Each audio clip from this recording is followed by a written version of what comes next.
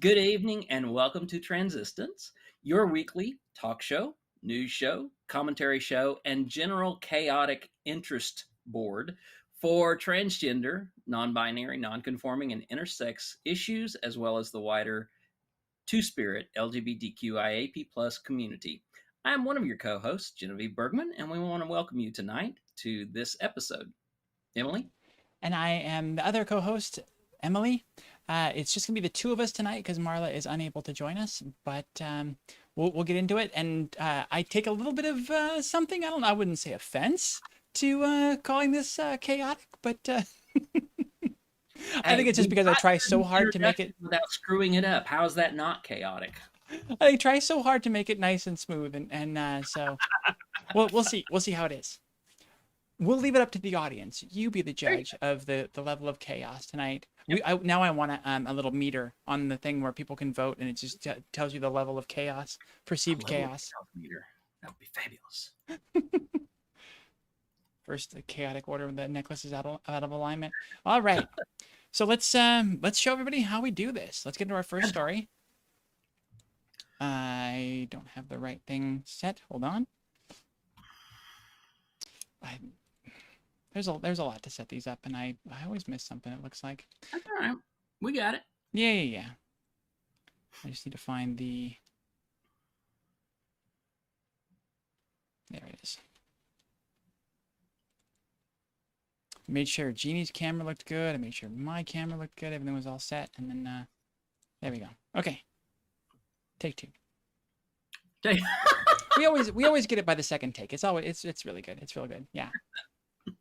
Our first story tonight is Wisconsin Republicans join national effort to ban gender confirmation surgeries for transgender youth, which we all know isn't really a thing. So what's going on here, and why have they felt it's so important, Jeannie, to ban gender confirming surgeries? So this is a continuation of a lot of the legislative movements that we saw last year. 2021, we saw more than 130 bills introduced throughout the United States that would impact transgender, specifically youth, but the wider transgender community. We are seeing another uptick of legislation being introduced in 2022, and we're only into January. It at least took them until February or March last year. This year, they're getting a jump on the ball.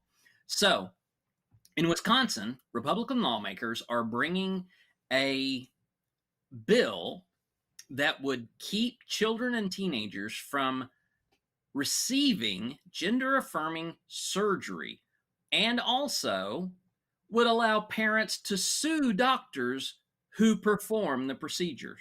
Now, the article goes on to say that there have been 15 states that have already, attempted this type of legislation.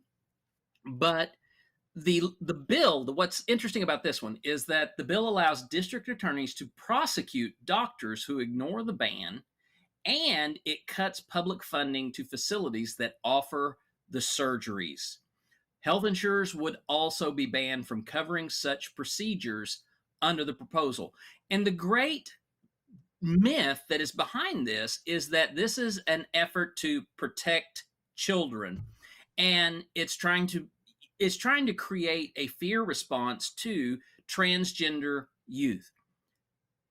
The radical problem of this, the radical issue at hand, is that, as Emily said, gender affirming procedures are not done under the age of 18 typically. Are there exceptions? There have been. They are not the norm. The norm, as stated by WPATH, which is the protocols for transgender health, does not condone any type of gender-affirming surgeries for anyone under the age of 18. So what they are trying to do is they are trying to create a false issue so that they can legislate the issue and thus continue to remove the validity of transgender people from society by going to the level of saying doctors, facilities, insurance, if you ban or if you do these things, you're going to be punished or you're going to be censored in the, in the state where this happens. That is only going to open the door to eventually push for the prohibiting of those procedures in adults as well as youth. That makes a lot of sense. And also what it accomplishes, I mean, it accomplishes two big things, right? One is it demonizes the trans community which is what they're trying to do very strongly. They want to do everything they can to demonize us and make us look like we're bad guys. We're the bad guys. We're bad people. Yeah. The other thing it does is it puts them in this nice position of the savior, right? They have identified this issue, which doesn't exist, and they're going to save the youth from it. So like they just look great to their constituents, and all they're doing is demonizing more than the trans community. Even they're demonizing the people that are out there to help us. So my question is can we create a law that bans Republicans from creating a cabal to murder any children? So like it's the same type of a thing, right? Like right, just yeah. So here's the deal. The Republicans have taken on this attitude of we are the protectors of the moral right in the United States.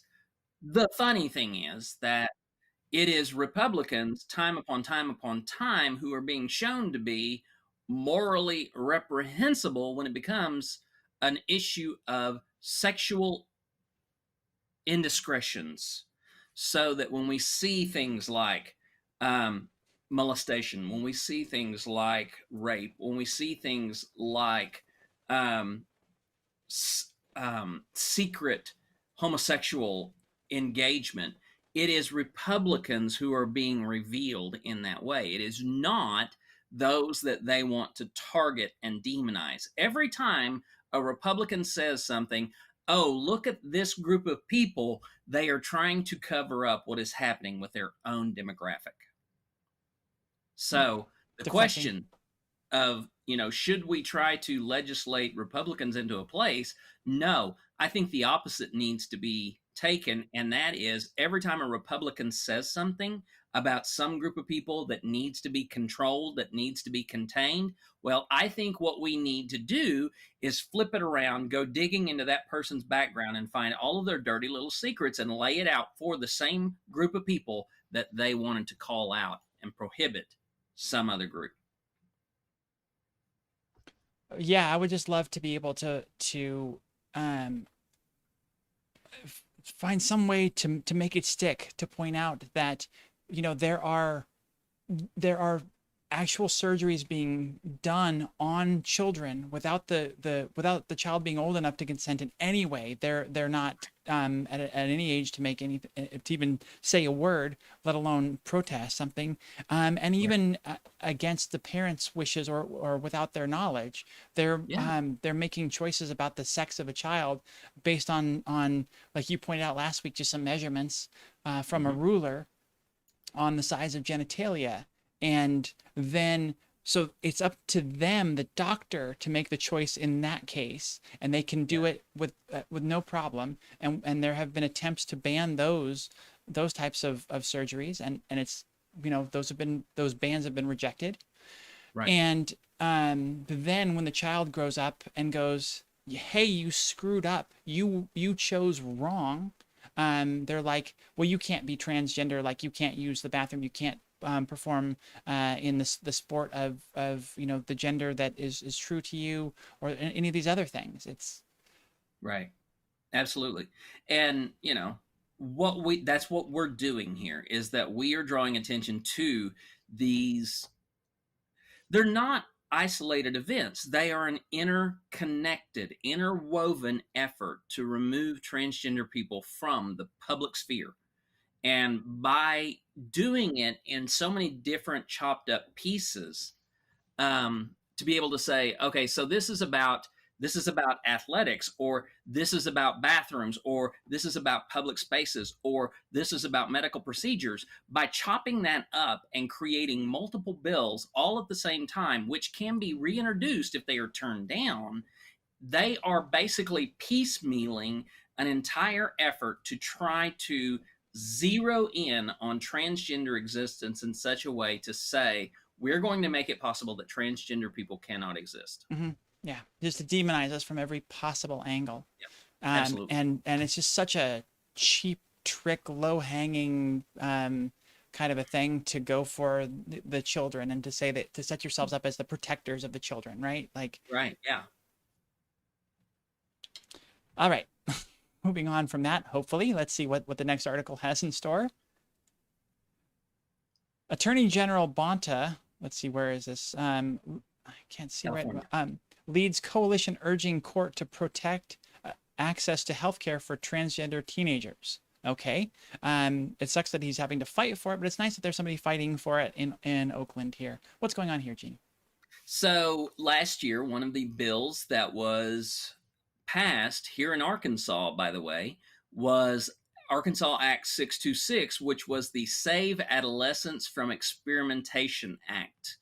And what it outlawed gender affirming care for minors. And that included everything but emotional or mental therapy.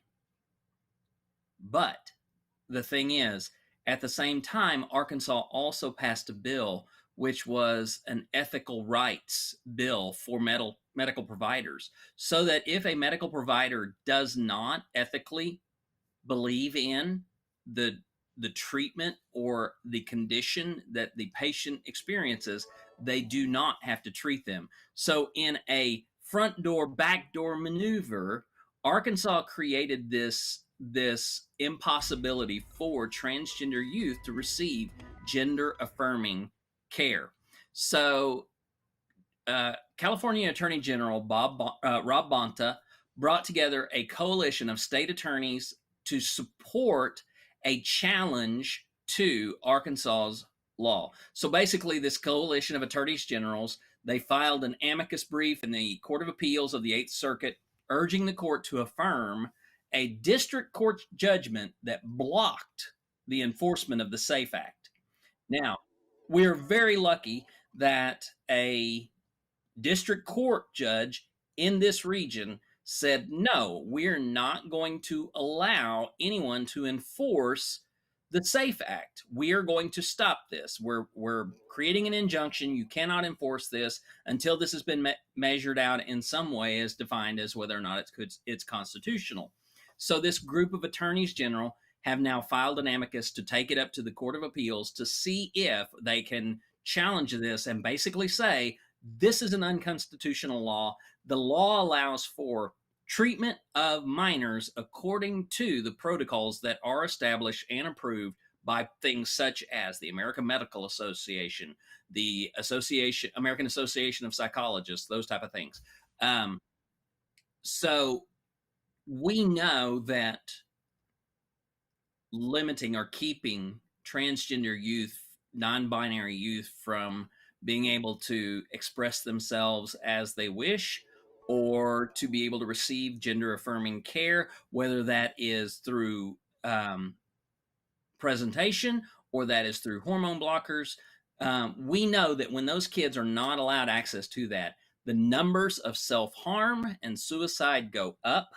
And when they are allowed access to that, those numbers go down.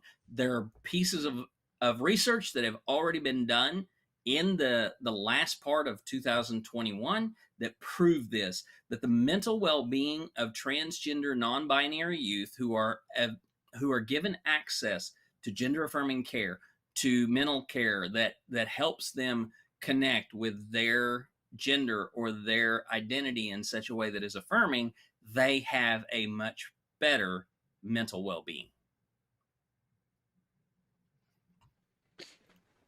Yeah. Yeah, that's how we fight back on it, is, always hitting on that they are they're life-saving. life-saving procedures, life-saving gender-affirming care, life-saving HRT. It's very important that we stick with that narrative, because that's the only thing that could possibly resonate. And I don't know how you get it through. I don't know how you get through and get them to believe that, but I think that's the one thing we can say that might absolutely. resonate.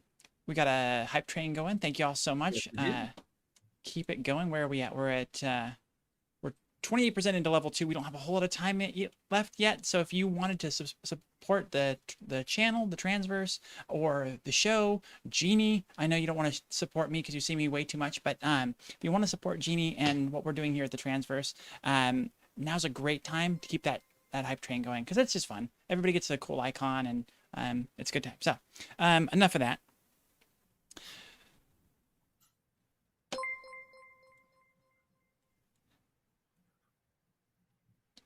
GOP Senator Tom Cotton wants to force trans women to be locked up with violent men in prison. I love the way that this headline is sort of like, this is a little it's a little heavy on the editorial, but I kind of like the sentiment because it's right on. So let's go with it. What's going on here, Jeannie?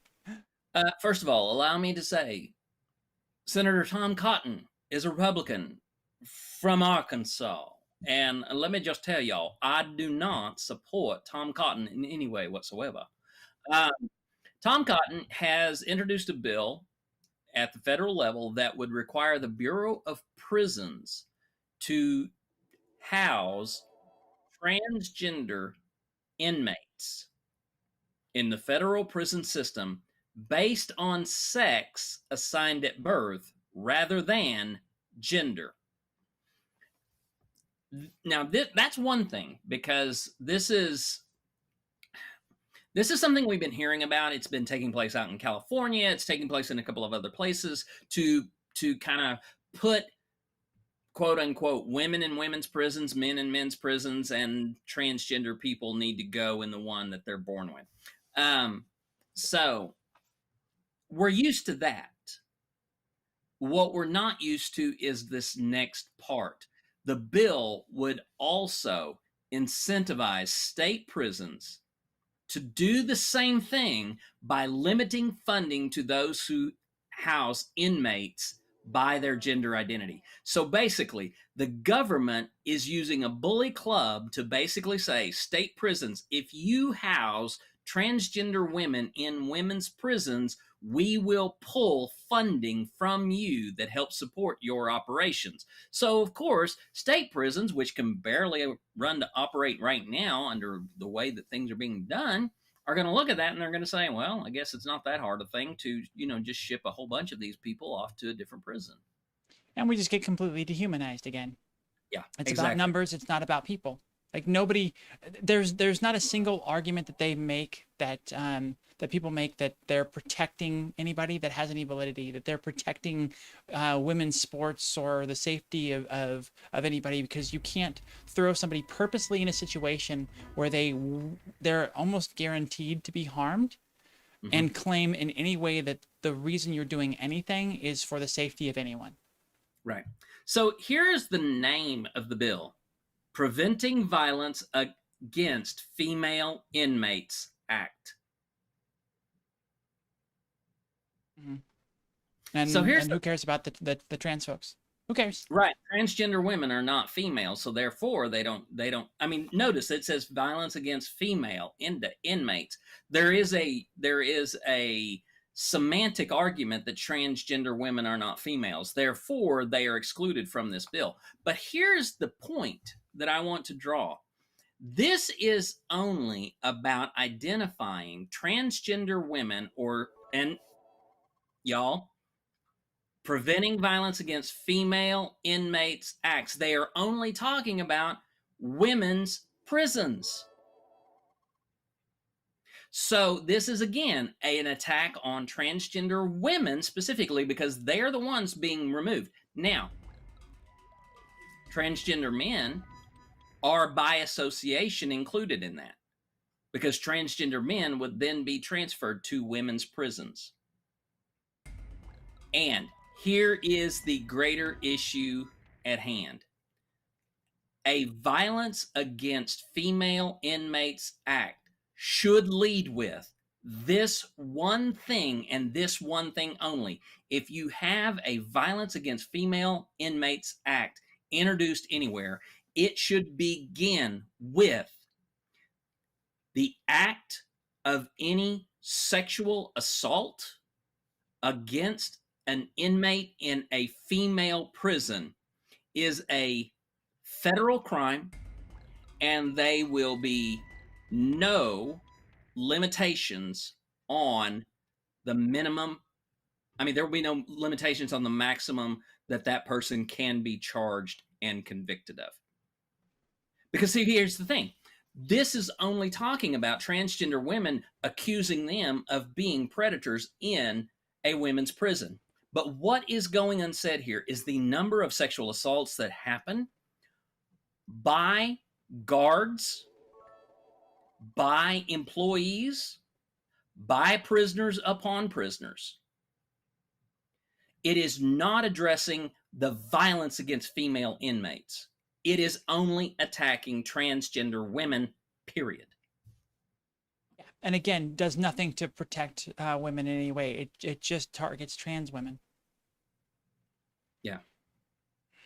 And see, the thing is you know, I don't know what this, we get to talking about this, and I don't know what a solution is here, because trans men, once they're identified, whether they're in women's prisons or in men's prisons, are in danger of getting raped and assaulted.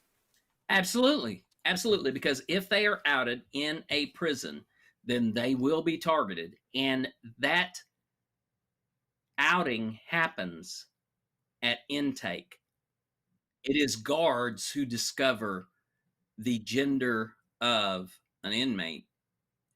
That information can only be leaked into the prison population. And it comes from the guards. So it is the guards who are creating a hostile environment for people. And in this case, it happens to be transgender people. Yeah. I mean, that's, gossip is something that's hard to regulate. It is. Yeah. I mean, they're just, for prisons, because of what happens there, like, there needs to be a trans prison, a trans safe space prison. Like, if there just has to be, like, you can't say that trans people are such a small minority of the population that they don't, you know, deserve rights or any of this kind of things, and then like say that it would cost too much to put together a prison for trans folks. Like, just, here's the problem with that, though, Emily. It is the same problem of saying, well, what we need to do is to reduce the amount of racial violence in prisons. We should have white-only prisons, black-only prisons, Latina-only prisons. We should segregate prisons into racial, ethnic, and gender basis, and not, you know, we separate the population so that we don't have as many conflicts. yes. It doesn't remove the conflicts, but what's going to happen is that those who have preferred treatment, the others are going to be marginalized in the prison system.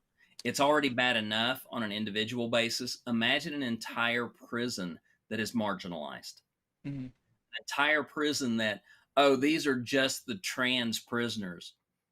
You know, we can make sure that they don't get their hormones, or we can make sure that they do not get their medical supplies that they need. And so, you know, it's a problem of, yeah. And Carrie brings up a good point. It's still the guards versus the prisoners. It's still a matter of the guards are perpetrating as much violence as the prisoners are perpetrating. If not more. Yeah. Yeah. Because it's a power thing with guards. With guards, it is the ability to retain all of the power and take everything from that prisoner who has none of the power. Yep, it's the bullies that go into that kind of work. The ones that are insecure and need to step on others to feel good about themselves. Again, I hate making overgeneralizations, and that was a bad one. So I apologize to our friends who are guards because their father was or their mother was, and it's what was available to them. So I apologize, that was unfair. But I think you can say that the bad actors, that's the mentality there. And yeah, like I said, I don't know how to solve something like that. It's tough. So what we're gonna do instead is just move on. Okay. Arkansas Senator Tom Cotton Yeah, we just covered that. again. The bullet points. Remember, the bullet points. Same thing. Same thing. Okay. Second verse, same as the first.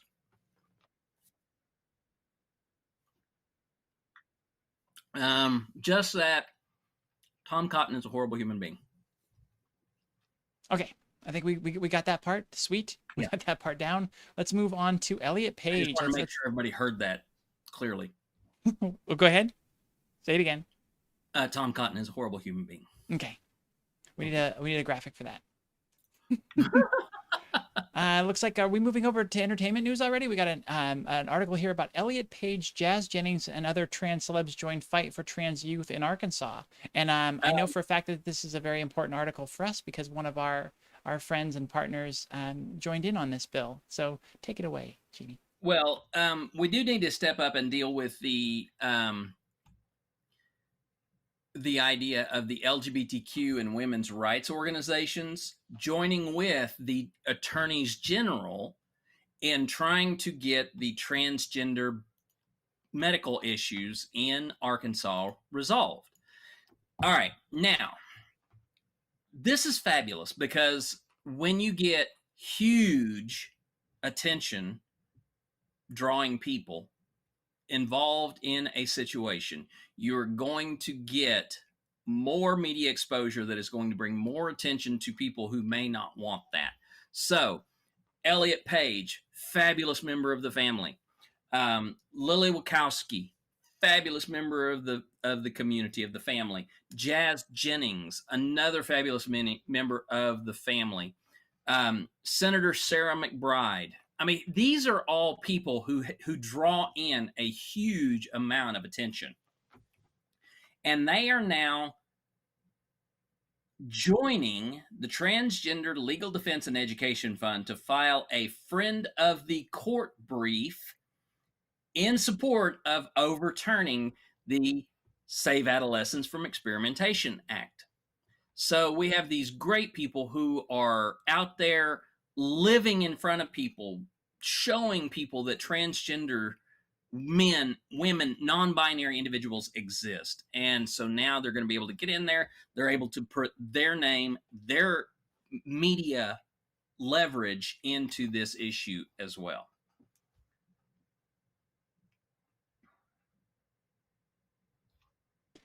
All right.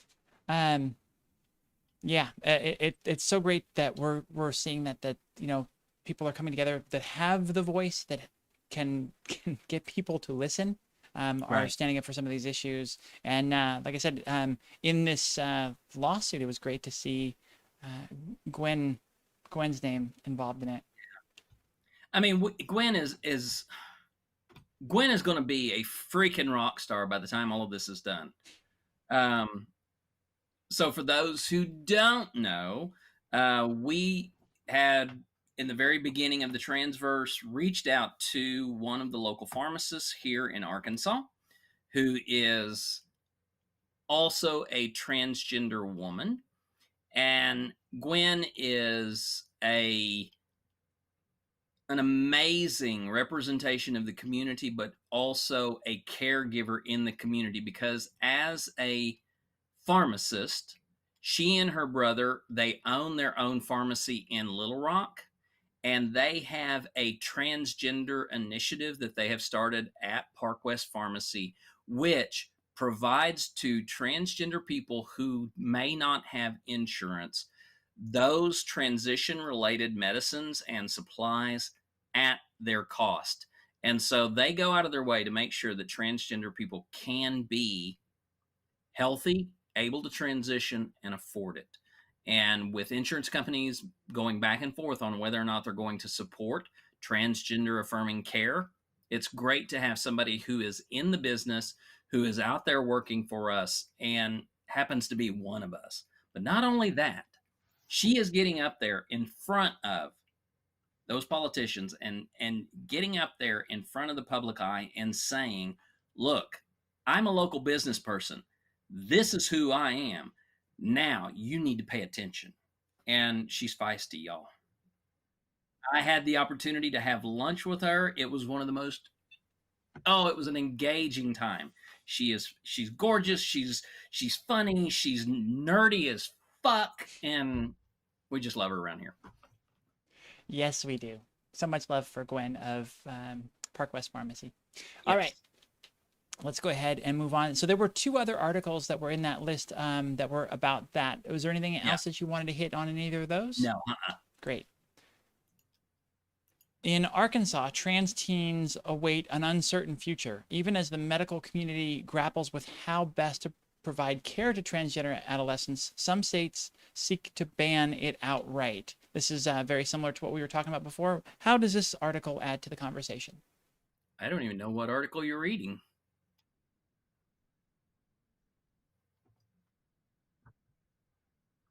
I think it was. I think I pulled it out. Yes, please. I love this one. Okay. Rihanna's Savage X Fenty releases men's lingerie collection, giving the gays everything they want. Okay. So, when we began the Transverse, we were very well focused in on providing an open door to anyone within the transgender, non-binary, non-conforming, and intersex community. Myself, I'm only going to speak for myself. I know where my sisters are in this, but for myself, I was a cross-dresser for most of my life. I was a secret cross-dresser, and therefore I didn't live out in public with my preferences for what I wore under my clothing.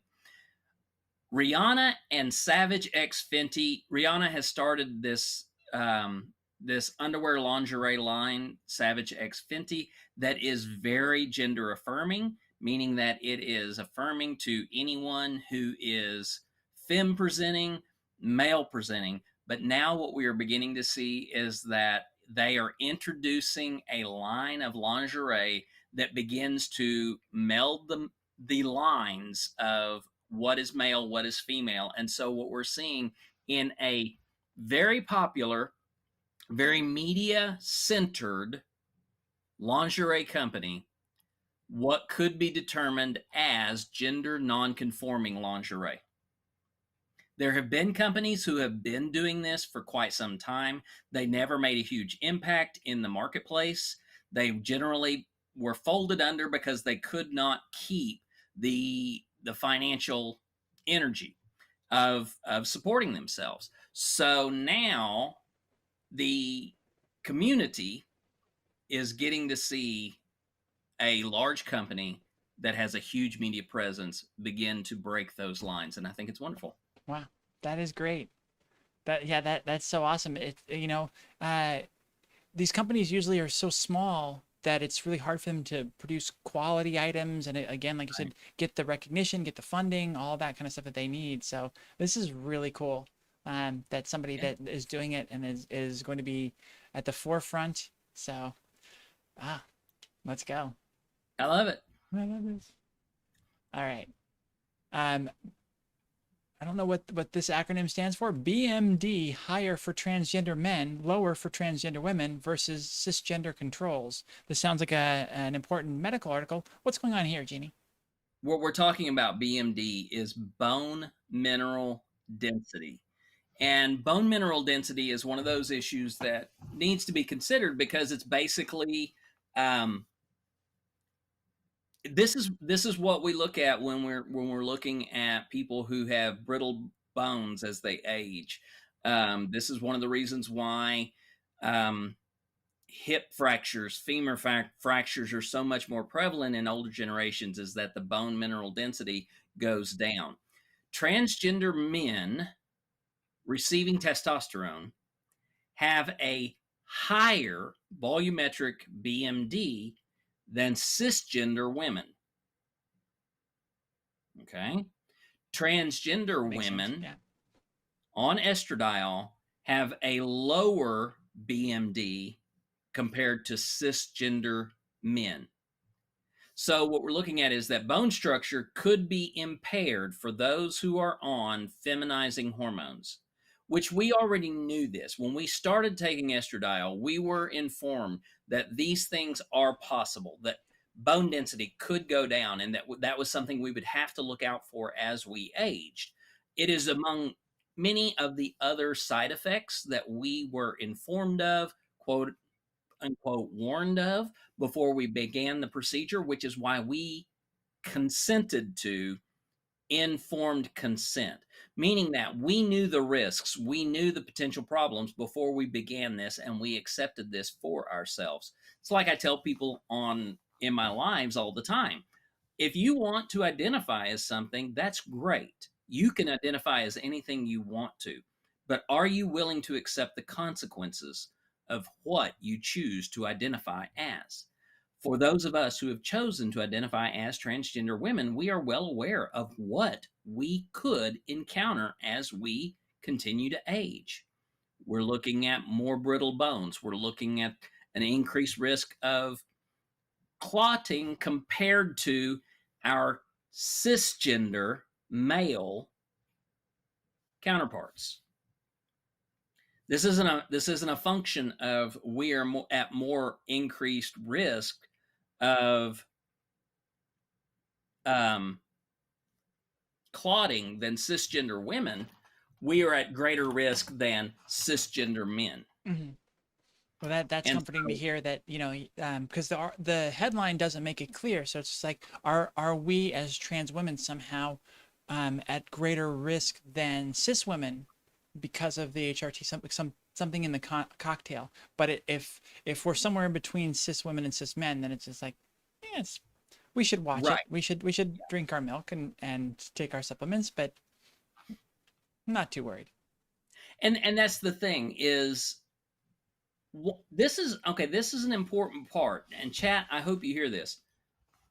When there are studies that come out comparing transgender people to cisgender population, understand that many times we are associated with the genders we were identified as at birth and not compared to the genders that we more closely identify with as we grow older.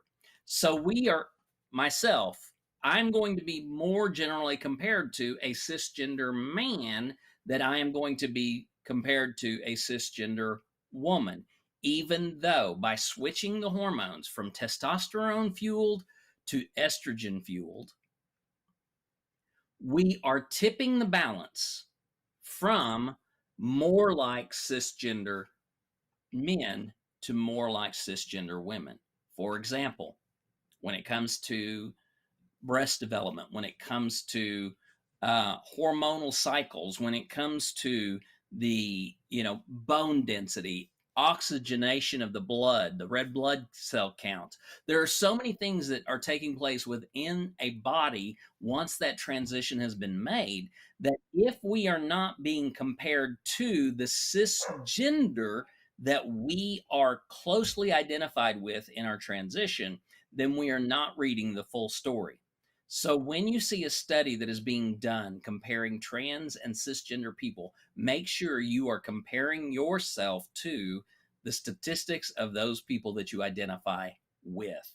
Because if those numbers are not greater than that, then this is just trying to create a false difference. Yeah, and kind of trying to. I'm sure this is something that could be used to drum up fears, right? Oh, absolutely. By saying, oh, well, transgender women, they have a much lower bone mass density than cisgender people.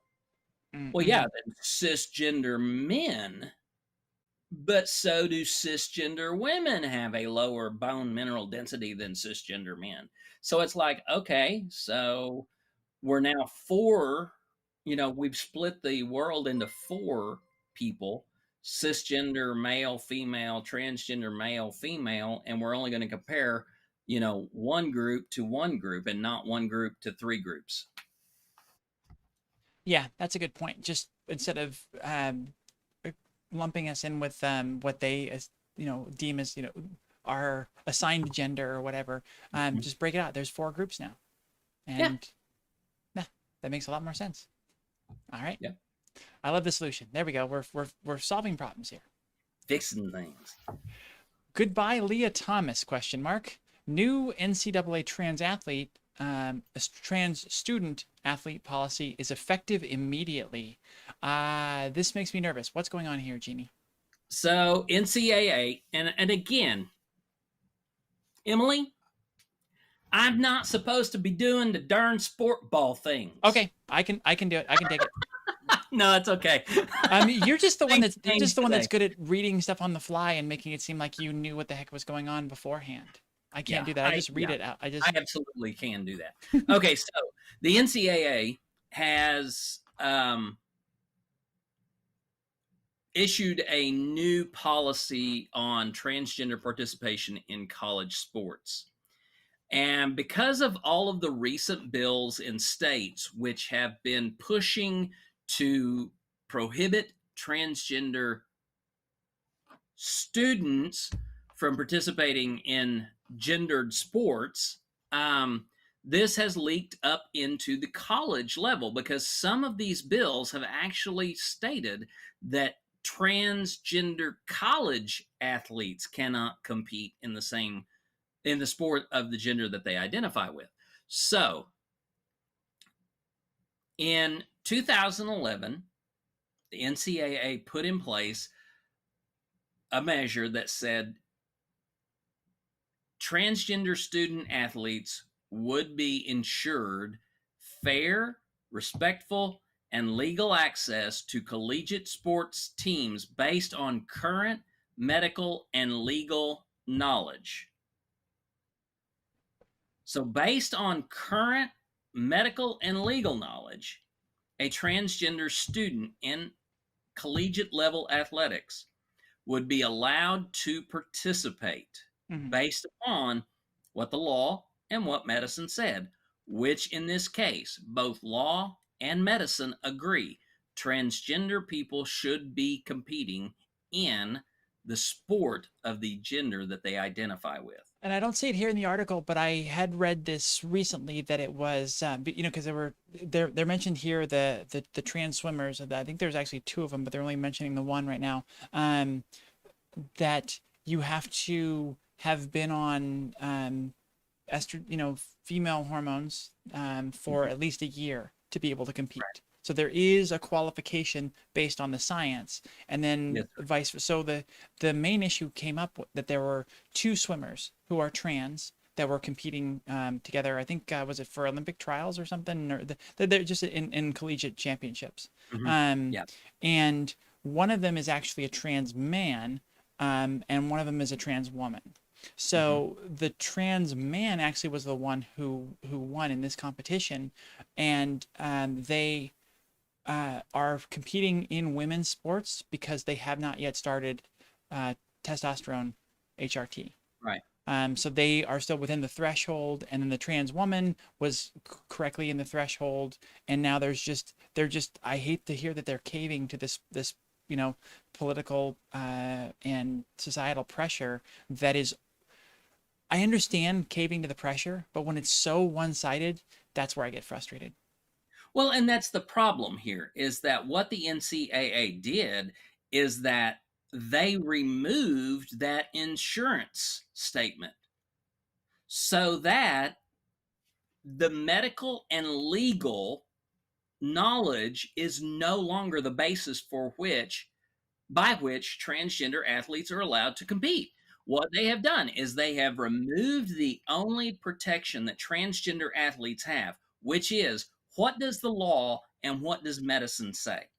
And as of right now, the law and medicine are going to back transgender athletes. The NCAA has removed that insurance. What is in place now is a statement that says a sport by sport approach to transgender participation, that preserves opportunity for transgender student athletes while balancing fairness, inclusion, and safety for all who compete. Which is basically the language of saying, if we deem that a transgender athlete is not able to safely participate with those who are around them, we can pull them from that competition. Mm-hmm. Yeah, that one's tough because it sort of sounds like they can make the decision, situationally based on more evidence. But what I'm so worried about with all of this, everything that we always talk about every night on this show is that like how it's going to actually be used. It's Exactly. and the way it's going to be used to discriminate against trans folks. And take this one step further. Take this to the point of this can be used to remove championships from transgender athletes. All After the retroactively. fact. Yeah. They can't do it, going back, but Okay, good. let's say that there is a running competition and a transgender athlete wins. Somebody can appeal that decision afterwards, and that transgender athlete could be deemed as unfairly competing in that event, and they can have their status pulled. I just really wish I was still in college and I could do that against all of the athletes who were better than me, who had more skills. It's like they're unfairly advantaged. Like we should check their testosterone levels or whatever the hell it was. Like just pull Right. some BS excuse for why it's unfair that someone's better. The analogy I love to use is like I could have spent my entire life, busted my butt in every single second of every day working on my basketball skills, and there's no chance in hell I would ever be half as good as Michael Jordan. Right. Like he had an unfair advantage. Shaquille Mhm. O'Neal, staying with basketball, he was extremely tall. That was his Yeah. skill in basketball, was that he was extremely tall. You're right, Rosa. They do the same with cis women in sports. There was the runner who had too high a testosterone level. It was a natural testosterone level Mhm. in a cisgender woman, yet she was pulled from the competition because of her natural ability to produce, biologically, mind you, testosterone at a higher level than her counterparts. And Simone Biles is a freaking mutant when it comes to gymnastics. She blows the top off of the capabilities of all other gymnasts that we've seen at the Olympic level, such that the Olympic Committee says, Simone, we love you. You're great. You're awesome. You do things that we've never seen before. But because you're so cool, we're going to cap your scores and you can't be scored as high as you possibly can because we think everybody else is going to try to be you and they're going to hurt themselves. I'm like, what the hell? She's not the bionic woman. She is a natural woman, cisgender woman who is phenomenal and she has an unfair advantage. So there you go. I did want to point out this part here. They talking about the subheadline "Passing the Buck." Following the updated policy announcement, the College Swimming and Diving Coaches Association of America sharply criticized the NCAA for what it called its failure to take the lead in this important decision. Yeah. Saying that the NCAA is done is what they have done is pass the buck, or maybe it's a game of hot potato. They're sort of passing it on to the individual sports and things like that, so that they don't have to be a leader and put themselves out there on the forefront, standing up for trans rights. Again, they were doing really well, and their policies I think were smart. What do the doctors and the law say? Yep. That's the way to do it appropriately. And Absolutely. now, like you said, like they're saying here, they're just passing the buck. They're just trying to avoid the bad publicity and for actually taking a stand and doing something about this. And I think the rest of those articles were all the same thing, talking about the NCAA's transgender policy, how they're removing that. So I think we can skip that and head down into the entertainment section. You just don't want to spend the time on sports. I get it. I get it. Exactly. All right, from LGBTQ Nation, Dr. Phil invited anti-transgender activists to spread hate on TV, and it's painful to watch. I mean, I would just agree that Dr. Phil is painful to watch without any of the rest of the headline. But what's going on here, Jeannie? So Dr. Phil is basically the 20th century equivalent of Maury and Geraldo and Phil Donahue when it comes to this, because I have never seen Dr. Phil come out in any clear way to make a definitive statement on LGBTQ plus people.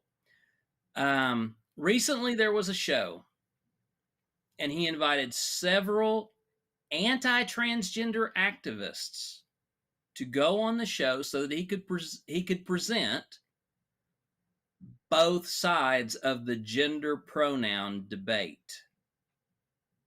So basically, there is a debate over gender pronouns. Because people are pushing back on, they don't want to have to use our pronouns. They don't want to have to respect us. So now it's a debate, huh? I love this. This is great. Yeah. So Matt Walsh, who is a writer for the Daily Wire, is very clearly not a friend of transgender people. And he was a member of the group that Dr. Phil brought on. And again, it comes back to the same arguments over and over and over again. I could sit here, these are quotes from the show. I could sit here and say that I feel like a tomato plant, but that doesn't mean I actually am those things.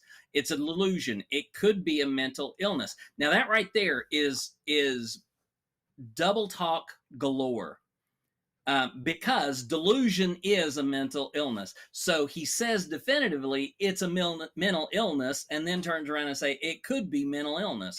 And it's like, no, you cannot have it both ways. You can't say it is a delusion, which is a serious inability to determine reality around you. And that's the point. Determining the reality around you. That's what the delusion is. You don't determine a reality about yourself. You know exactly what you're capable of. It's the reality around you that's the problem. And that's what has been pushed here. We do not push our pronouns onto people. We express, these are the pronouns that I would prefer to be identified as. By showing respect to an individual,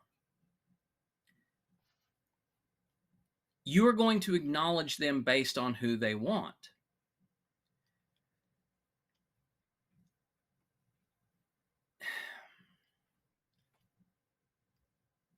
All right.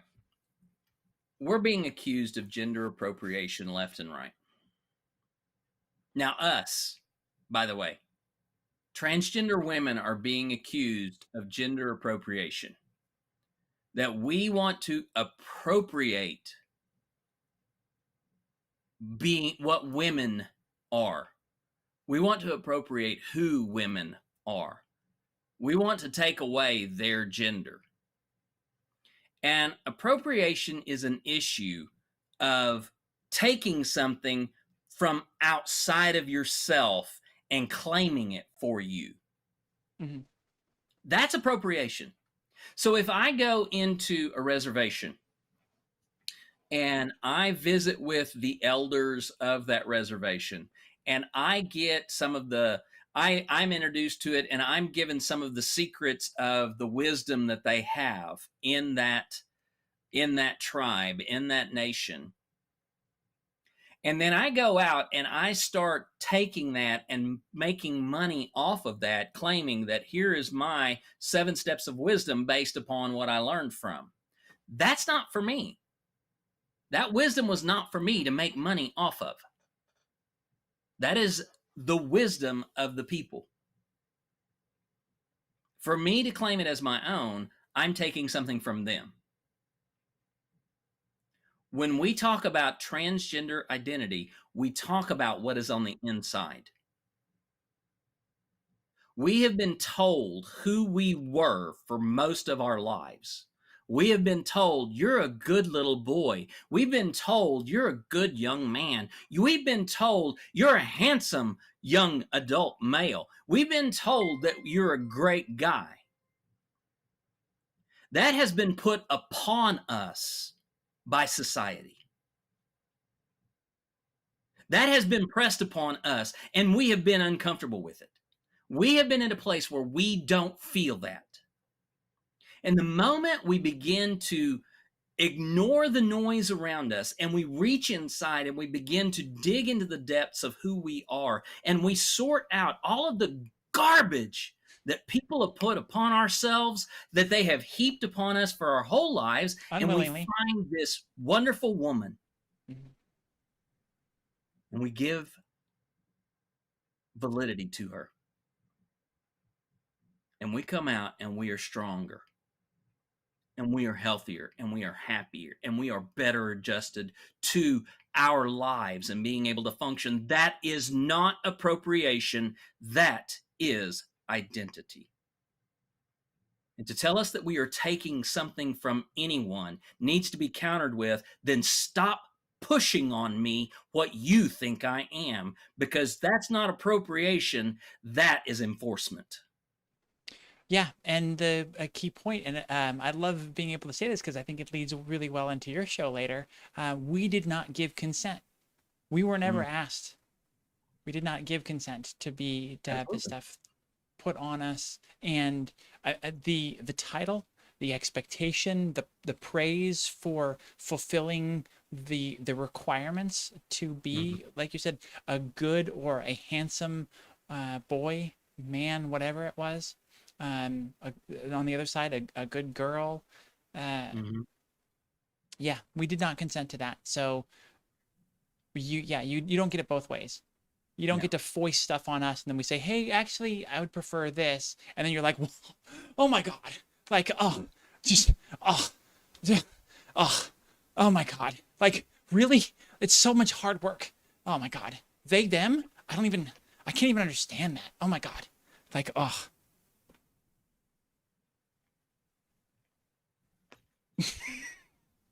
I broke Jeannie. Hey. Emily, dear. Yes, ma'am. I have never seen that side of you. I'm thinking that you may have been around Marla just a little too much. Because the calm, smooth, demure Emily, who is the president of the board of the Transverse, who is always professional and calling us to this higher standard of professional life, just turned into a fucking drama queen right here in front of us on the show. I never wanted to make it seem that I didn't have it in me. And Ashura, thank you. That needs a clip. Not only does that need a clip, it needs to be highlighted this week on What Did You Miss on the Transverse? Emily, the drama queen. Can I tangent us a second to say thank you so much to Justice Renee for putting those wonderful What You Missed this week on the Transverse. Yes. They're such fun. They're a great way to highlight what we're doing and spread the word. Such great work. I wanted to also call out one more thing on this article. I don't know if you're familiar with them, Jeannie, but the trans representation, at least in this photo, I'm not sure if it was in this particular, well, yeah, it does say the gender pronoun debate on the screen there. So is Addison and Ethan, and they're, I believe Ethan is Addison's significant other. Forgive me if I'm incorrect about that, but what's that? I'm sorry. They are a couple. They are a couple. Great. Addison is amazing. Their Instagram is Break the Binary, and they are an absolutely beautiful, beautiful trans person. Beautiful, sexy dresses and all the curves and everything. Beautiful makeup. just a really pretty feminine face and rocking the hell out of a beard at all times. Yeah. It's really cool, and that's why their Instagram is Break the Binary. I'm not sure if Yeah. there's underscores or not, but you should be able to find them easily. If you Okay. don't follow, please do. They're rad. Absolutely. And Also, Jonathan Van Ness from, I think it's Jonathan Van Ness from Queer Eye for the Straight Guy. mhm. I mean, he is fabulous. I mean, he'll wear very, very elaborate ball gowns and has that full, wonderful beard. Yeah. I got to I can't remember if I mentioned this on the show or not, but I got to see a drag show live, and it was Really? and there was a couple, and so one came on first, and it was she was a trans woman who was doing Mhm. drag, and just hot as hell, and then her boyfriend was the one that came up next, was a identifies as a gay man, does drag in sexy clothes with a big full beard and full makeup, and it's just like all of that was just giant awesome. It was just so Oh, much yeah. awesome in one thing, that there were a couple doing drag together, that she was a trans woman doing drag, that he was a gay man doing drag, but with the beard. It's just like this is 1,000. This is great. Yeah. That's one of the reasons why I love that we made the effort to include drag performers, whether they identify as trans or not, non-binary or not. They are still a beautiful representation of the gender nonconforming side of us. You know, they bring so much fluidity to who we are as a society. And I mean, if there is any form of gender nonconformity, gender fluidity that is validated in society, it is drag performers. It's not great, but at least they have some form of acceptance. And it's just the when the lines blur better, and it's just like, this is just people doing drag and everybody can get on it. Love it. Love it. Love it. Love it. All right. Regaining my composure, Batgirl Leslie Grace teases the DC Extended Universe's first trans character. This sounds awesome. Yeah, HBO Max is producing a Batgirl movie, which is, I mean, it's great that we're getting a female character lead film. Granted, Wonder Woman was huge success for DC, and brought forward the fact that a strong female lead character can indeed carry a movie. Batgirl is another one that she has seen a lot of popularity in the last about 5 to 10 years, and is has become very super popular in terms of not just among comic book fans, but especially among the LGBTQ plus community. So HBO is bringing out a Batgirl movie. One of the characters who is most likely being introduced is a character, Alicia Yo, and that character is a transgender character. Yo is a trans female and was in the Batgirl comics as the roommate and the best friend of Barbara Gordon. If you didn't know that Barbara Gordon was Batgirl, I'm sorry you didn't watch the 60s Batman series, but go back and catch up on it.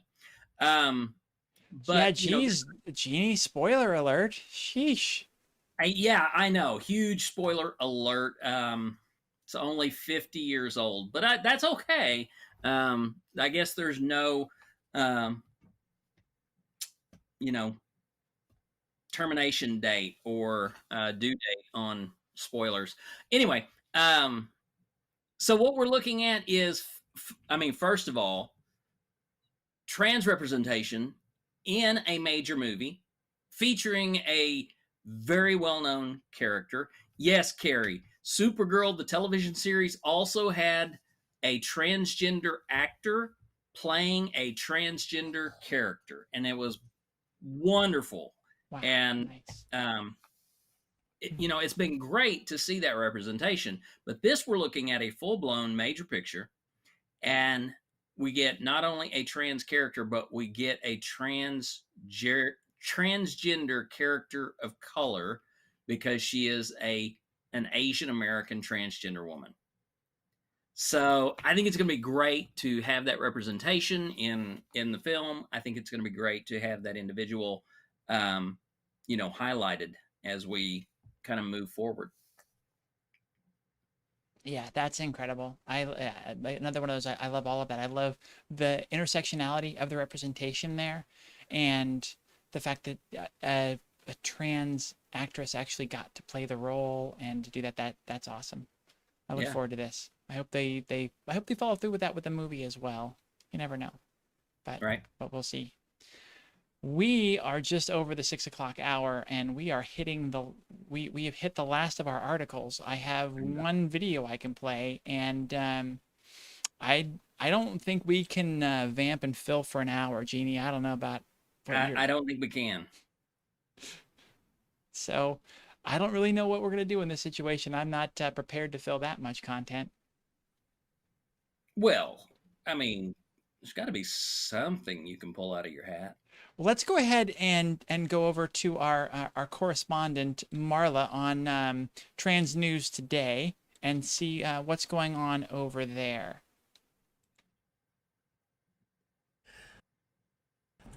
Good evening, and welcome to Trans News Today, the nightly edition. I'm your host, Marla Alpert, and on tonight's top story, we discuss Tucker Carlson. Carlson, pictured here, is a well-known conservative talking head, heir to a frozen food empire, and now, trans chaser? That's right, you heard me. The proof is in the proverbial pudding, and that pudding is topped with tiny, multicolored chocolate candies. Mr. Carlson's sexual interests came into question Friday night when he decided to air a piece about his misgivings about the new shoe choices and the perceived sexiness of M&M's Ms. Green and Ms. Brown. Watch. M&M's will not be satisfied until every last cartoon character is deeply unappealing and totally androgynous. Until the moment you wouldn't want to have a drink with any one of them.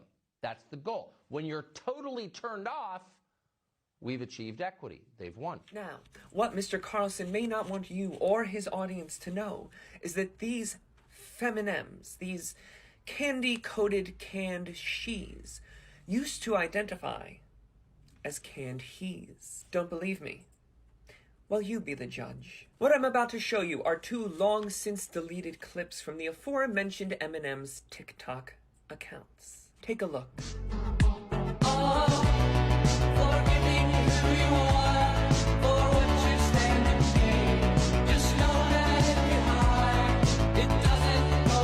I'm sorry, this has to be addressed. How did this become this? Become this? Become this? Huh? These two trans icons are in fact in a committed T for T trans-lesbian relationship. Just look at that sweet, sweet candied-shelled sapphic goodness. So, Mr. Carlson, if you do indeed want a Reese's piece of this, you simply will have to, like much of your anti-vax audience, rely on feminizing hormones. Till then, Mr. Carlson, I am afraid that the chase is off. This has been Marla Alpert with Trans News Today. Good night. Thank you so much for that, Marla. We're back in the studio now. Let's. There were a couple points I wanted to bring up about Marla's segment there. I love that Tucker Carlson is. It's very important to him that you want to have a drink with the M&Ms, with the M&M characters, and is disgusted that they're making him so that you're so turned off by them that you're no longer. He wants to be turned on by his M&M cartoon characters, and what other cartoon characters, I wonder. But I found both of those statements to be a little telling, a little disturbing. What did you take from Marla's segment there, Jeannie? I take away from Marla's segment that we really have given her probably a lot more control than we thought we did. She has begun running amok with her ability to bring quality content to Transistance. Hey, when you see a good person to bring on, just go with it, because yeah, she's doing some great stuff. That is perfect. That is so Yeah, perfect. I think that first of all, it's part of the problem with the conservative movement right now is that they love to bring the ludicrous into conversation.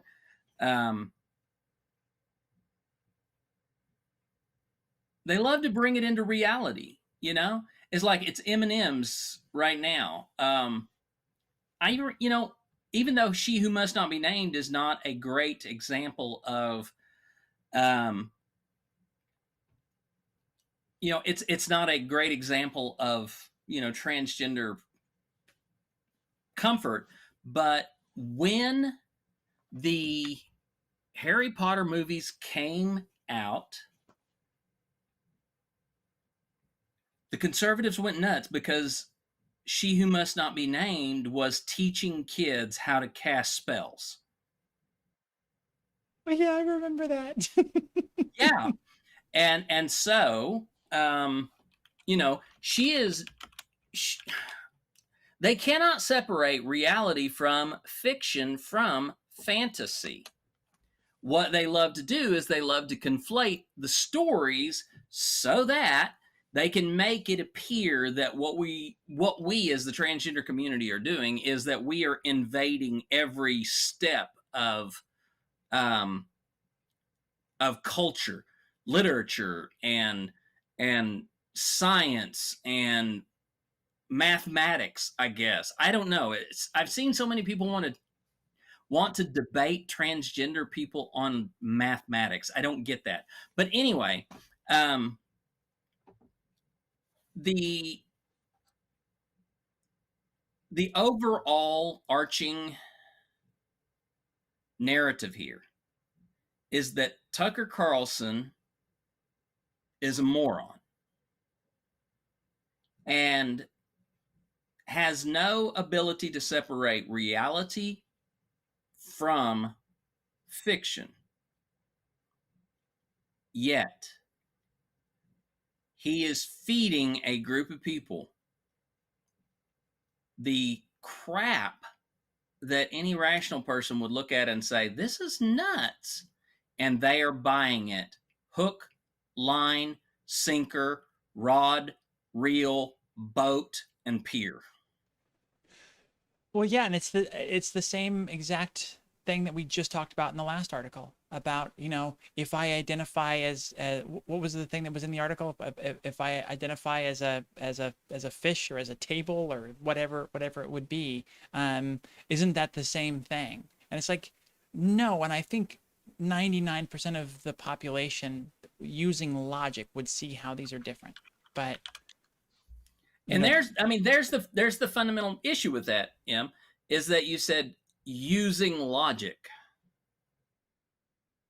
There are some people who possess it, but it's like a fine wine that must be stored in a cellar in the back corner so it can't be brought out into the light and perhaps ruined by exposure to something foreign like news.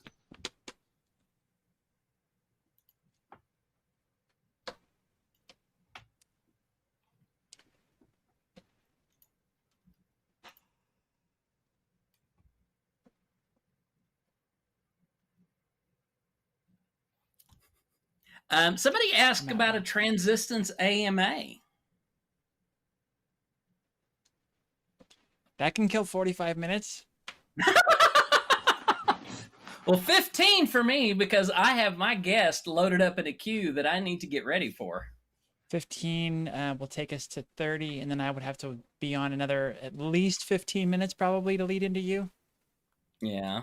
I'm always happy to talk about myself. I don't know if y'all have noticed this, but yeah, I'm fine with it. So let's do it. Let's AMA. Let's get the questions coming in though. Come on. What other articles do you want us to comment on? What are your questions? Yeah. What are your questions? What other articles do you want us to look into? If you have a link and you can't get it into the chat because we have links turned off for most of the general population, you can send it over to a mod, whisper it to them, whisper it to well, don't whisper it to one of us. I'm not gonna see it. I'm not either. So, chat mods. I did see something about things going into the Discord. Are there any questions or anything in there? By the way, if you Thank all you, want Mrs. in Bud. on the Ask Me Anything, the Transistance Ask Me Anything, you are more than welcome. I will pay attention to the chat over here on TikTok, as well as the chat going on in Twitch. So I love what Well, Rosa great. said, that her second high school banned the Harry Potter books and D&D as well. And I said, and what about your third high school? Because you clearly left that school, right? And she said, no, that was the one she graduated from. That's tragic. That's tragic. When are we going to get to Australian news and the Australian news correspondent? Well, the Australian news correspondent needs to start being available to do news coverage so that we can do news from Australia. Are you calling out our poor Rosa? I am not. You called out Rosa. I just said our Australian correspondent. I didn't know that we had an Australian correspondent, but obviously you had someone in mind. Our Australian correspondent is Pickles, of course, right?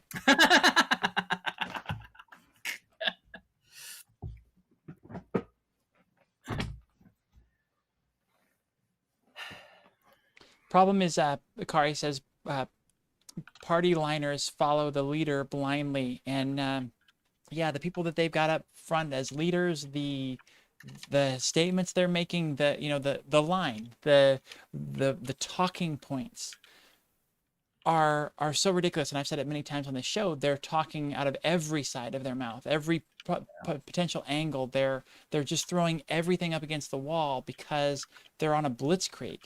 They're like, if we attack them in every way from every side, like, we can win this. And the reason they're doing it is because they know they can't. They know that fundamentally, from a societal perspective, society as a whole doesn't think trans people are that bad. Society accepts and loves us. It's just this contingent of just terrible, terrible people. A lot of whom do make up society, granted, yes. But they see the writing on the wall, that they're the dinosaurs, and they're afraid that that their voices are going to be pushed out, so they're trying to push ours out first. It's a preemptive strike. And like I said, it's a blitzkrieg to get to throw everything out there. And it's not going to work. We're too strong. We're too awesome. We're fucking wizards.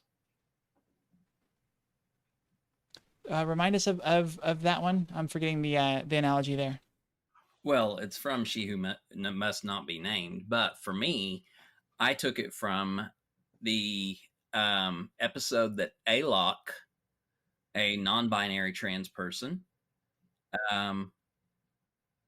the interview that they had on the Laverne Cox podcast where they were talking about gender.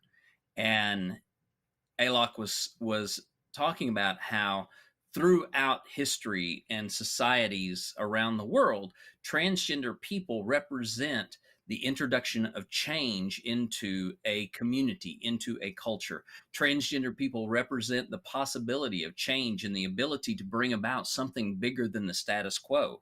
And so when we talk about transgender people in the midst of societies or cultures or communities or families or anything else, we're change wizards.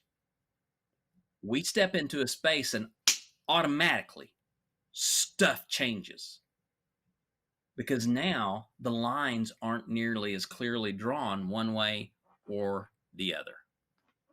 So, Chinty, hang on. I'm going to come right back to your question there. First of all, I want to address Danny's.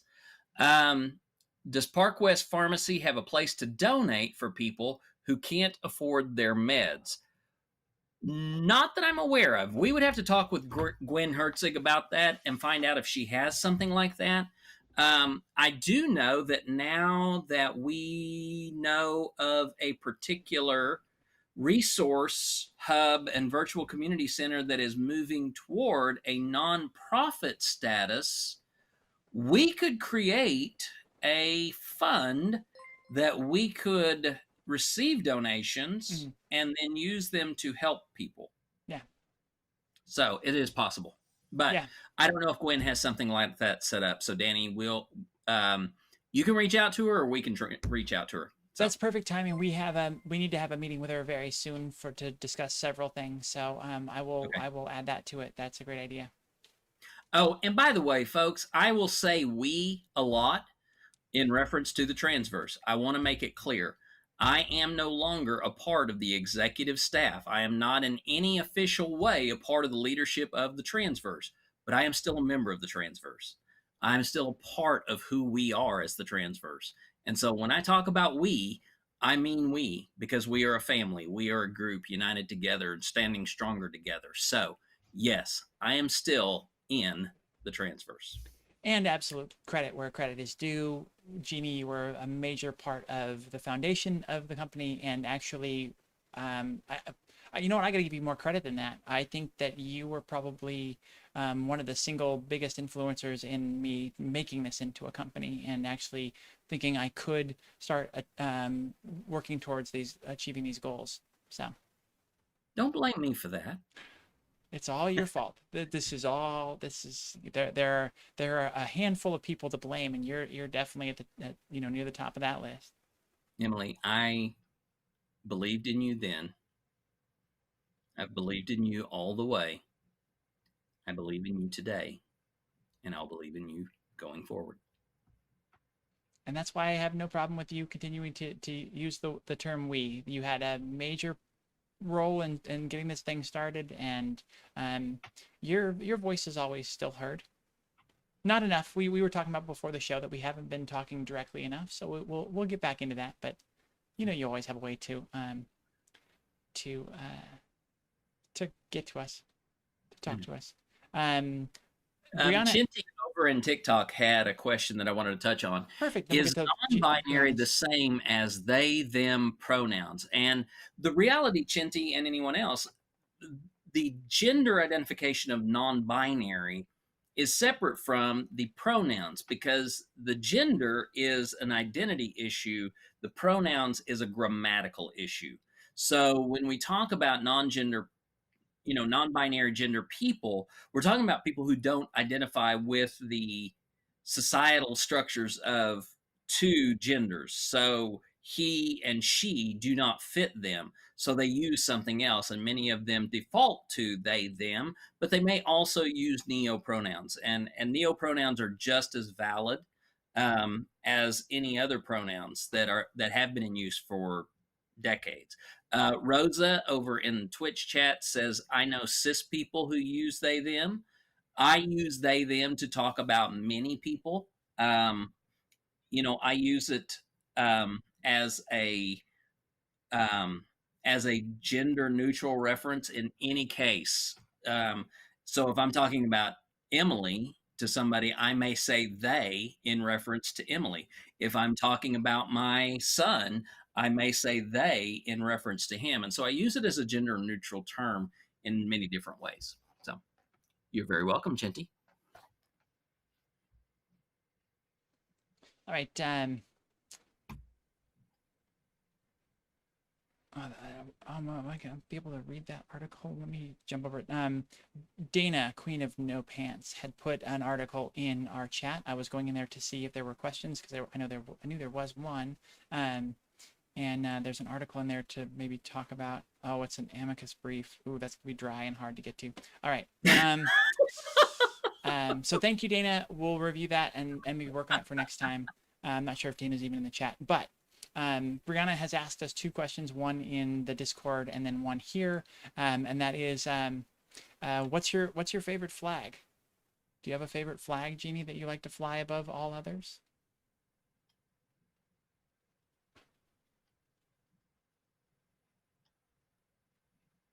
No. I mean, flags are something that I've never really associated with.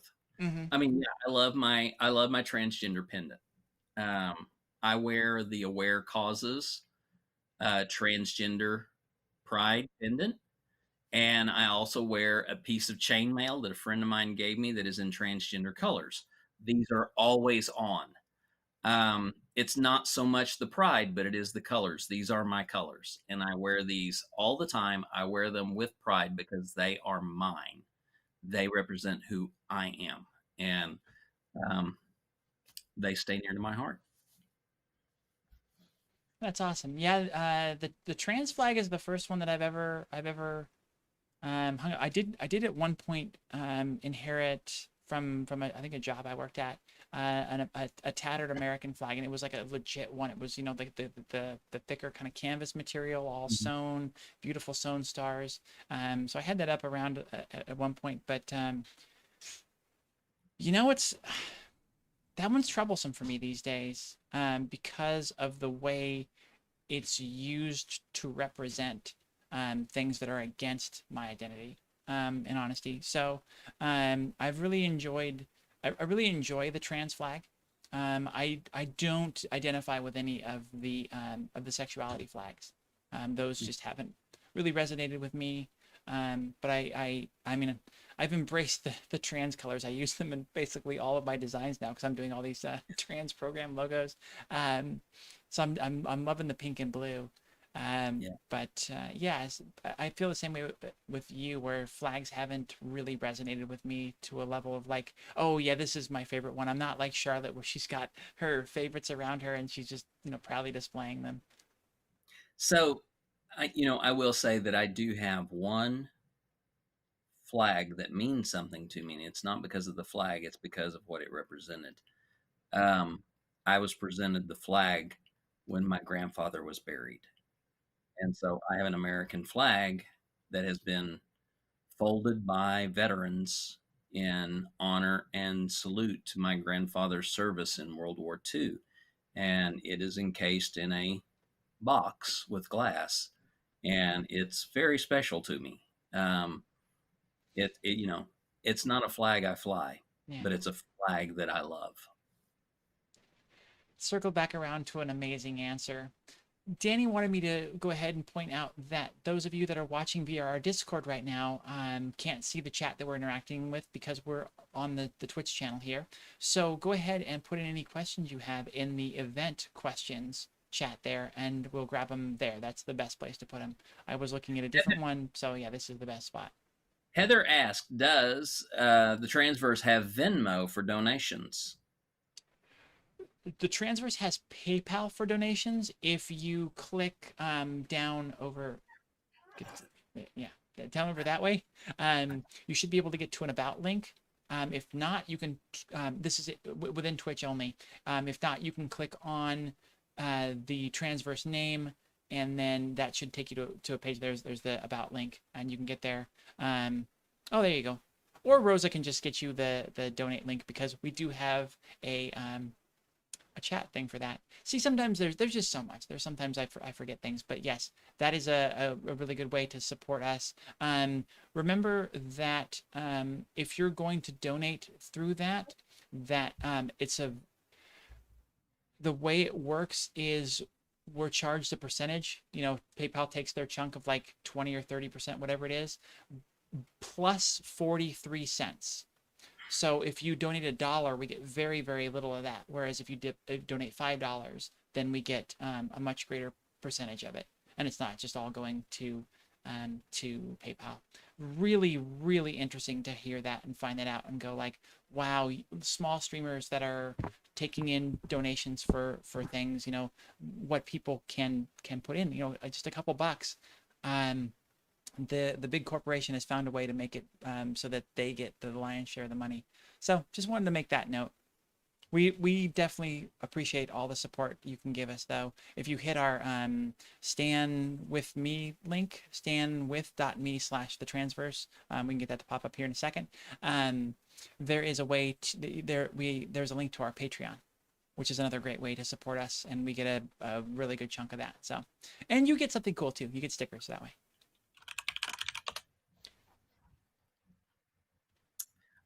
All right. Emily. Yes, ma'am. I need to duck out. That's it for you for tonight. Well, thank you so much for a great show and for, carrying us the way you do. Your insight into the articles is always great. So good show and have a great night. All right. Thank you very much. We'll be ready. Y'all, Yeah. I'll be having Behind Open Doors in 30 minutes. So stick with us. Entertain Emily because, she goes without attention so often. So please give her some attention. It's me. Just show her a little bit. But I'll see y'all in a little while. Yeah, that's the problem. I don't get the spotlight enough. Right, exactly. Bye, Jeannie. Love you.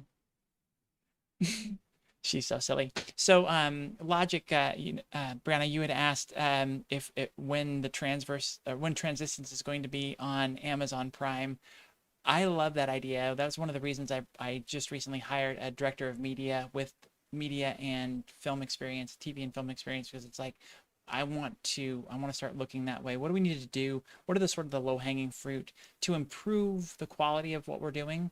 I think in looking at Marla's video today, you can see that like we're not that far off. The structure of the program needs to change a little bit to get to that professional level, but it's within our grasp. And so she's charged with taking us and bumping us up to the next level, bringing in new content, all the great stuff. And then, yeah, hopefully we can get on some of these places like Pluto.tv, Amazon Video. There's a lot of places we'd like to break into.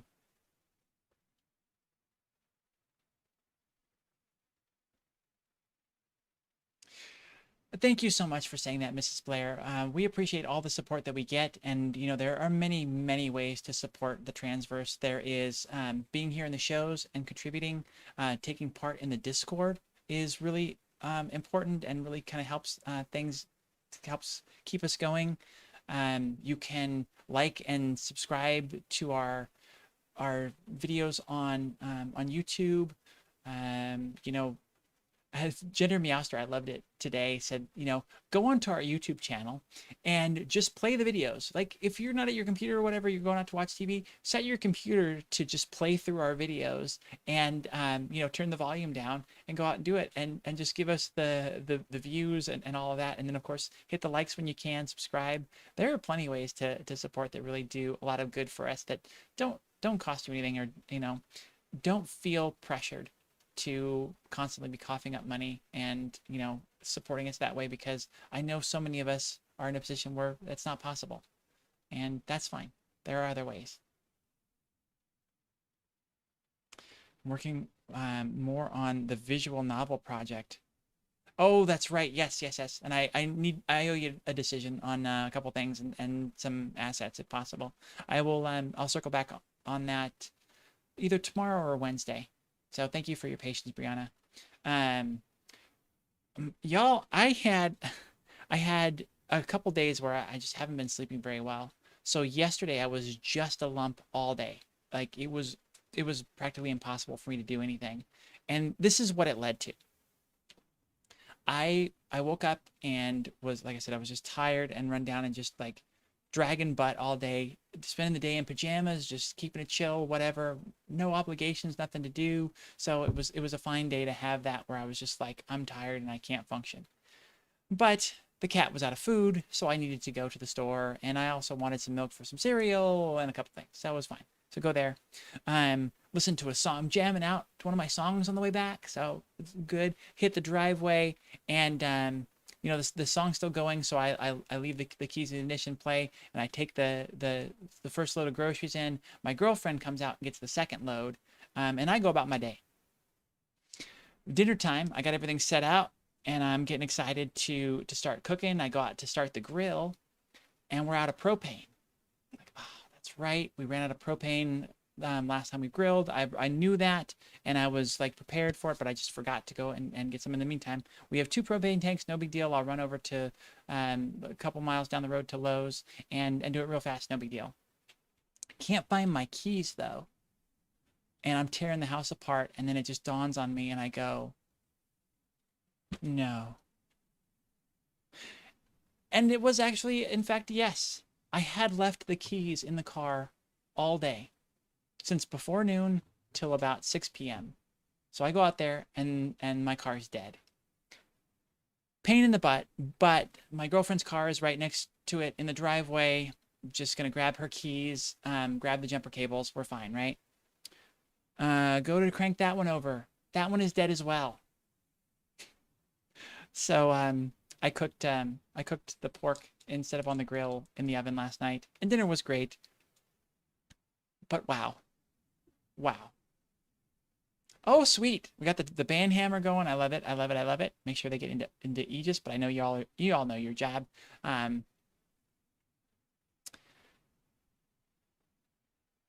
Oh, thank you for saying that, Mrs. Blair. I'm so glad to hear that you feel welcome here in the community. I need to stop playing with my hair, sorry, but it's so wonderful to hear when people find a place here, whether they're trans, non-binary, intersex, cis allies. I just love that everybody can find a space.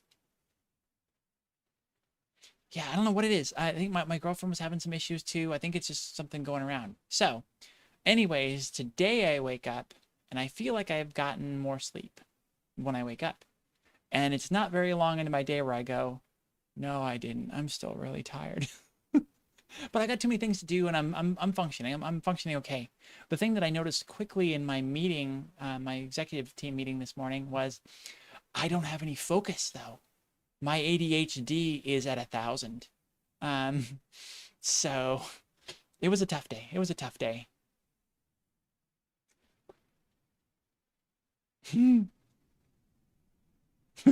You'd give up and wouldn't even cook the pork. It's just like, no, I was dead set on it. I needed to have that pork yesterday. It was weird. We had bought this what we thought was the same type of pork roll before, but it wasn't. This was like a pork roll, sort of like a pork log, for lack of anything more appealing in description, that was sort of stuffed with bacon, of all things. And so I think it would have been a little weird on the grill anyways, but worked out really well in the oven. And then I did a side of frozen green beans and an urban garlic rice from Rice-A-Roni. So not next level chef type stuff, but it was a good meal. We still ended up having good food. Oh, was Tyr here and gone already? Hi, Death Pixie. How you doing? So let's just take this. I mean, I already gave you the whole saga of yesterday, so let me continue it with the saga that happened today. So about midday, I'm like, I should get somebody to jump the car. A neighbor drove over and jumped it. No big deal. I'm like, okay, I'm just gonna drive for a half hour or so. I've got too much work to do today, but I'm just gonna go drive the car and make sure I can charge the battery enough to where it'll stay. Get in the car and I start driving, and I notice that I'm on empty. I'm a little bit above empty. The needle's a little bit above empty, so that's fine. So I'm driving. It gets down to right on the line, and I'm like, okay, I need to turn around. I know it goes below before it's really, really out of gas, but I'm like, okay, I just need to turn around. So I turn around and start heading back. As I get off the freeway to go under the freeway to come back, by the time I'm back on the freeway, the needle is further below empty than it was above when I started. So now all of a sudden I'm sweating, not knowing if I'm gonna be able to make it back home. I'm thinking to myself, when I left home, did I throw the jumper cables in the car, or did I put them back up in the garage? And the answer is I put them back up in the garage. So I'm just batting 1,000 here. I'm just doing so good, so good. We'll wrap it up here. I got back to the gas station right by the house because I'm like, I need to do it the one close to the house, just in case it doesn't start. It'll be easier to get it back and all that kind of stuff. Stopped off, got 10 gallons worth of gas, got done. She fired right up. We're all good. So that's the entirety of that saga, but whew, it was fun. Whew, it was fun time. Midvani made the cold weather Russian dinner of borscht and vareniki. Very awesome. I've never heard of vareniki. Sounds awesome. I mean, the name, it's an awesome name. So I don't know. I'm kind of curious to find out what that is. Slow pressure cooker. Oh yeah, Danny, because then you get it where the meat's really tender and it'll fall apart. Ooh.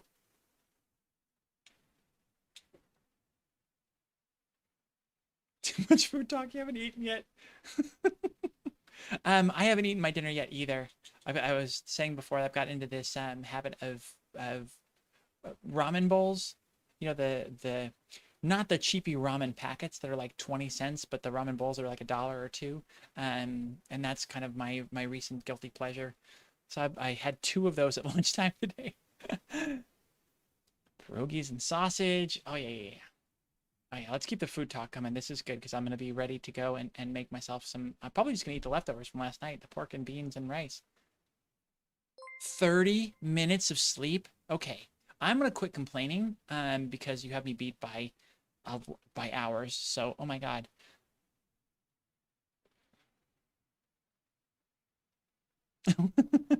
Tier is coming on and you have not missed them. Tier is on Jeannie's show after this one, starting in just under 20 minutes. So you are right on time. You're good. Simply park the car, go lay in bed, and say it's a mental health week. Yes. And that's a great idea. Unless you're trying like hell to build a company that supports the community and you know actually has the longevity to do that. There's a lot to do to get that going, and it's like I love the idea, and I will take mental health time, but a week, there's no chance I would ever give myself that much time unless I just had a break, just a complete break.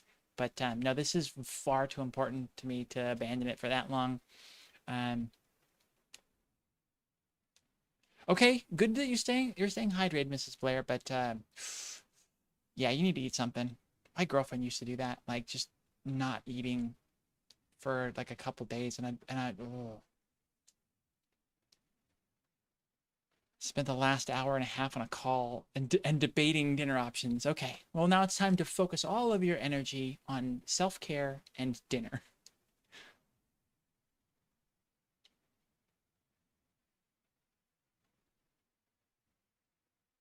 The empty point was actually at 25% on the dash and not 0, so you would run out of gas like all the time. I was just bad at it. My car in high school didn't have a light. I'd somehow gotten used to a light for when you're running out of gas. And so I ran out of gas in that Jetta all the time. The Russian version of pierogies. Cooking smoked salmon. All right. Actually, smoked salmon is not too bad. I'm not a fish person. I can't really do the fishes, but smoked salmon is not bad. Smoked salmon is pretty good. Awesome. So glad you were here. I don't know how far behind I am in chat, so I apologize if Justice Renee put this thing that the message that they're leaving about a half hour ago. But thank you so much for being here. I hope you were here for my little shout out for you for this week in the Transverse. Spicy chicken ramen bowl. Yeah. And I just found out that okay, Nissan makes the spicy ramen bowls. You know, it's a bigger size bowl. Very yummy. I was at Food for Less yesterday, in that thing that led to the saga, and I bought what I thought was the same one, and brought it home. They were $1 versus $2, and it's different. There's the hot and spicy ones, but then there's the fiery wok ones. The fiery wok ones are a little more expensive, and they have thicker noodles, and they are double the quality that the little ones are, so, or that the other ones are. It's the same size bowl, very similar look and feel branding. So like if you don't have them next to each other, you wouldn't know. But the Nissan fiery wok ones, spicy as hell and wonderful, so good. Oh, I don't DoorDash. I don't spend that much. That's so much for delivery. Oh God. You know me, I'm such a DIYer that like, if I can do it myself to save some money, I absolutely will. So yeah. And I love driving. I love getting up and getting out of the house. So any of that stuff, like that's good for me. So I do not do delivery.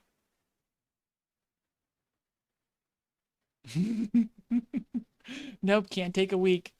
But yeah, you can dream someday. Someday, I've had jobs where yeah, I've had wonderful vacation time policies and accruals, and I've taken some great vacations. And we will the transverse. We'll take vacations in the transverse. My partner is taking one at the end of this week, which is great. I'm so happy that she's able to do that. But it'll be a while for me. Chose not to eat for a couple days, but I also had an ED and was struggling with addiction. Please laugh about this. Oh, I think eating disorders are tied in with addiction, right? Like, um, I can see the similarities. I have had addictive tendencies throughout my life. Definitely obsessive, um, hoarding, things like that. And I can see the through line for a lot of these where it's just like, yeah, there's a baseline that's very similar for all these. Food just isn't worth the effort. Yeah, I get it. When I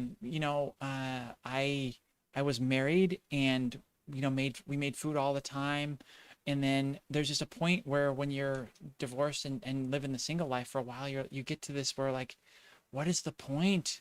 Like it's so much effort for just me, and at that point when I was like eating well and eating decent portions, I would make a meal and then I'd have leftovers of the same thing for like 3 or 4 days. Like I'd have 6 meals of the same exact food. And it's just like, like it saves money and it's great and everything. But like by the end of day 3, day 4, like it's not nearly as good. And you're just kind of sick of it.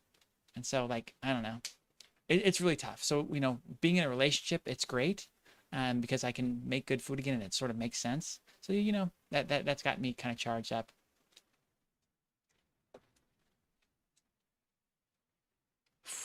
Wow, that's crazy expensive, Midvani. My God. After this, you're gonna make a spicy ramen bowl. Yay, let's go. If I'd been able to make it out to get propane today, I'd totally go and throw a piece of chicken on the grill and make myself a ramen bowl with some chicken in it. Somebody just reminded me of that idea today, and I'm like, why haven't I been thinking about this? I know this. Duh. Got your booster shot yesterday, Mimi? That'll be great. Yeah. Yeah. As soon as you're feeling better from it, then yeah, let's have a party in Minnesota. Let's do it. Eat pizza at least once a week. Yeah, we've gotten into the habit. DiGiorno, Rising Crust, the 3 meat ones, about $7. 2 of us get to eat for $7, $3.50 a meal. That's a really, really good deal. The pizza's not good for you, but oi. Hey, it's booster shot day. I love this. Let's go. My girlfriend and I are vaxxed but not boosted yet. So I need to get on that. Need to get on that shit now. 7 months clean. That whatever sobriety you're able to get, that's a milestone. That's really important. It's great to celebrate that. Yeah, don't downplay that it's only 7 months or only whatever it is. Like every day you're able to maintain your sobriety is a huge win. That's awesome. Misha's here. I love it. I love it. Smano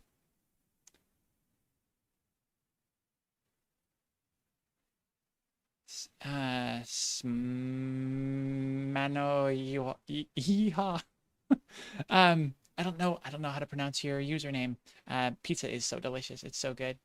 Please correct me so I don't make a complete butt of myself trying to say that name again.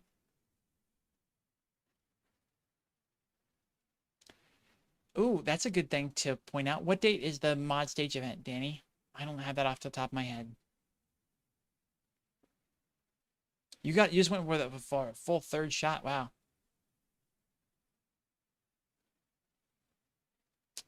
Oh my God, an abusive ex that withheld food? Holy crap.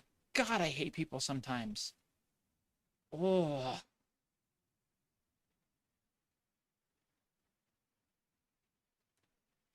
Scientific medical advancements, yay.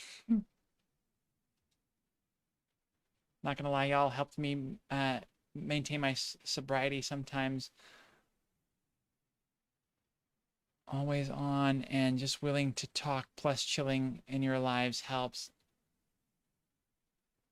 I hope it helps. I love that we can do something like this that can help people in multiple ways. The community is so important. Found family is so important. And, you know, whatever you get out of this is important. And that's awesome. I'm so glad to hear that. Thank you. I'm probably going to try and write this down. I'm trying to, it's a lot of work. To put something like this together and to keep it going. And unfortunately, the way it's set up right now, like I've been wearing a ton of hats. I'm doing a lot of different jobs. And so it's a lot. It's very easy in that to lose sight of what it's doing or to not be able to see what it's doing. And it's really important to have those notes and be reminded of how this is actually helping people. So I really appreciate that. Like I said, I'm trying to write little post-its, stick them around my monitor, so I have this reminder of like just not only the why I'm doing it. I always have that in my heart. I know why, but the reassurance that it is doing things, that it is helping people. You want a 4th shot, Death Pixie? The second one kind of kicked my butt, so we'll see what a 3rd and maybe 4th do. Oh, weaker immune system. Yeah.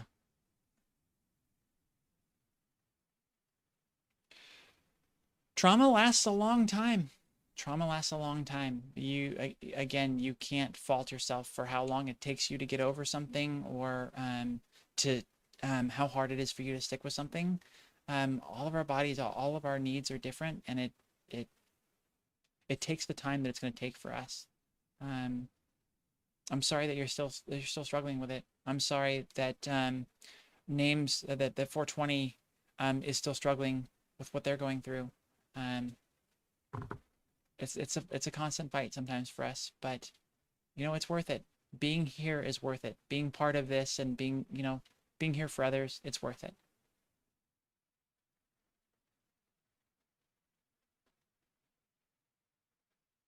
Well, thank you, 420, for that. I will write more of that one down than the other one, because that's the stuff that impacts me. Wow. Wow. All right. I need to pass it off to Jeannie, and I've lost all composure anyways. Thank you so much for hanging out and showing me patience while I just kind of rambled and filled in this last bit of time before Jeannie's show. We're going to pass it over to Behind Open Doors. So in doing that, I have to kill this stream and then she'll start it right back up. There might be a little bit of a blip, but if you keep the Twitch open, it will jump for you automatically. Like it'll be seamless. I love you. Thank you all so much for being here with us tonight. We'll, like I said, stay tuned for Behind Open Doors and join us tomorrow for Keep Living with J. Exodus Hooper at 5 p.m. Pacific, 8 Eastern, and the Transgender Show at 6 p.m. Pacific, 9 Eastern.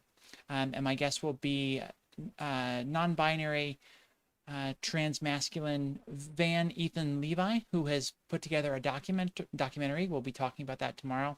And we will be showing it on Thursday. There will be a screening of the documentary they put together titled Do Something. And that is Thursday at 6 p.m. Pacific, 9 Eastern, followed by a Q&A with Van. Van is a mental health expert. They're a therapist from San Diego, and they put together this documentary to help the community. So it'll be really fun on that. Other than that, we'll see you on Friday for Valkyries. So much great stuff this week. I'm skipping over Builder's Block. We got a lot of great stuff coming this week. Passing it off to Jeannie. Love you all.